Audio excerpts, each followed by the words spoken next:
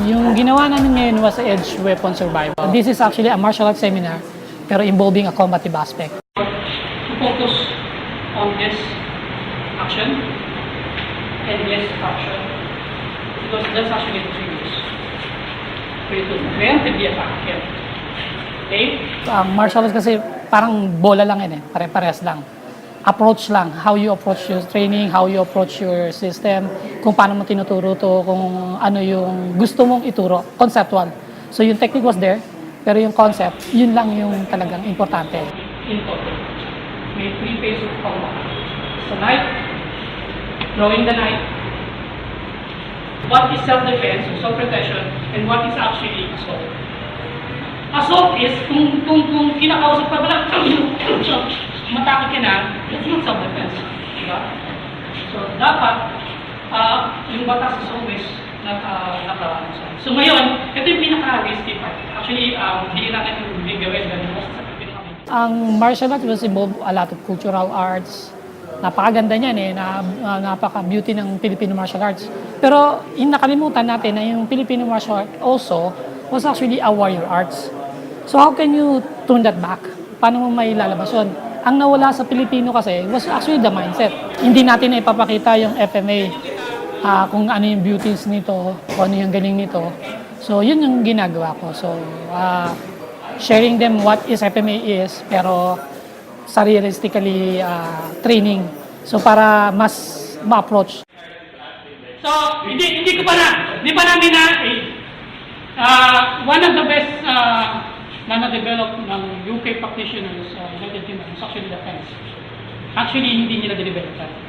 Sila lang yung turn.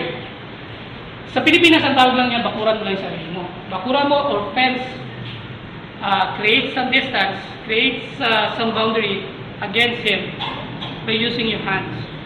What is the function of your hands? The function of your hands is actually an antenna. The moment he resisted, the moment he push forward, you can preemptively attack. Ang isa kasi sa pinaka-stressful na technique was against sa knife. Kasi nakakatakot eh. The moment na you show me the knife, I'll make sure na lalayo ko sa'yo. Kasi ang gun can run out of bullet. Pero yung knife, as long as nasa kamay niyan, problema yan. Ang kailangan lang siguro i-add sa FMA was actually the drills. So, ang ginawa natin, stress inoculation drills, creating some stress sa mind ng tao to successfully make it sure na pagdating sa labas, mag-stay calm siya.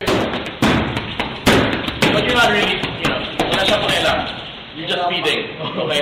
Just to stress him out. When he does his push-up, shout, blah, blah, blah, and get creative, okay? You just want to put him in a very stressful situation for him to think on his feet. Kahit ilang technique, ilang taon na yung training mo, pagkadating sa totoong buhay na stress ka, napagod ka, in a few minutes, in a few seconds, pagod na pagod ka, hindi mo na magawa yung technique. So what we did was actually create the scenario, create the situation na ma-simulate yun, na yung pagod nandun, yung stress sa mind nandun, pero pag inatake ka, you need to move. Kasi ang problema, ang kulang lang talaga sa martial was actually the combat psychology, yung mindset. So kung mawawala yun sa tao, definitely, hindi ma-adapt yun sa street. 10. Okay, now, yung pinaka-last is hand striking yung elbow. 7, 8. Yung application, mostly ano naman yan, parang based on FMA lang. So yung technique, galing sa FMA. Pero kung paano mo ginagawa yan, usually, yung concept lang na default response. Pag matake siya, dapat may default response ka na effective sa anumang sitwasyon. Right? Then push him papunta nun. No, bridge. So, pero mostly lalaki. Kung takot ka na, at hindi mo nagamit yung takot na yon toward him para maging advantage mo, then probably, doon pa lang talo ka na. So sabi ko nga, gamitin mo yung mind mo, gamitin mo yung natitirang strength mo, yung willingness to survive, that's it. It's not important kung gaano karami yung technique. The important is how you react, either offensive or defensive. It doesn't matter as long as you react. Kasi mas importante sa akin yung konsepto, tsaka yung awareness. So sabi ko nga, kung nasa isip mo pa lang, nakita mo pa lang siya, ang nasa isip mo is proactively, talo na yan, bubugbugin ka yan, ganyan. So, doon pa lang panalo ka na. So, sa technique, wala nang silbi yun.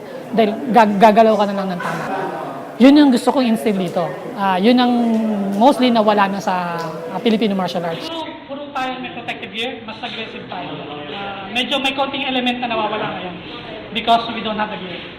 Pero actually, kung ako tatanungin nyo, the moment you stand up, kung hihintayin Ang gusto ko lang mangyari, was at least yung mindset nila, maibalik kung ano yung sa tingin natin na para maging effective ulit. Kasi ang martial arts ngayon effective naman, pero nawala na yung ganung aspekto na dapat cultural and warrior arts dapat magsama pa rin.